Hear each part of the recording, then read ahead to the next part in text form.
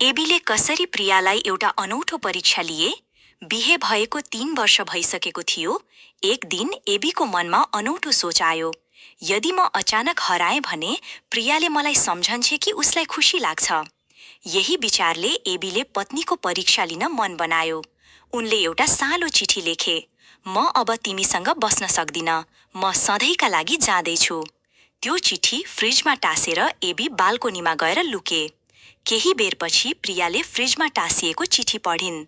उनी क्षणभर स्थिर भइन् अनि हर्का मुस्कान सहित चिठी उल्टाइन् र पछाडि केही लेखिन्। त्यसपछि उनी भान्सातिर जाँदै कसैलाई फोनमा भनिन्, म अब स्वतन्त्र भएँ, छिटै पार्कमा भेट्नु। यो सुनेर एबीको मुटु काँपियो। रुँदै बाहिर निस्किएर जब चिठी फर्काएर हेरे, त्यहाँ लेखिएको थियो, तिमी बाल्कोनीमा लुकेको छौ, तिम्रा खुट्टाको छाया स्पष्ट देखिन्छ। अब छिटो फ्रेश भएर डाइनिङ टेबलमा आऊ, तिम्रो मनपर्ने केक बनाएको छु। अनि हेर, हाम्रो प्रेम पूर्ण नहोलान् तर सधैँ साँचो रहनेछ।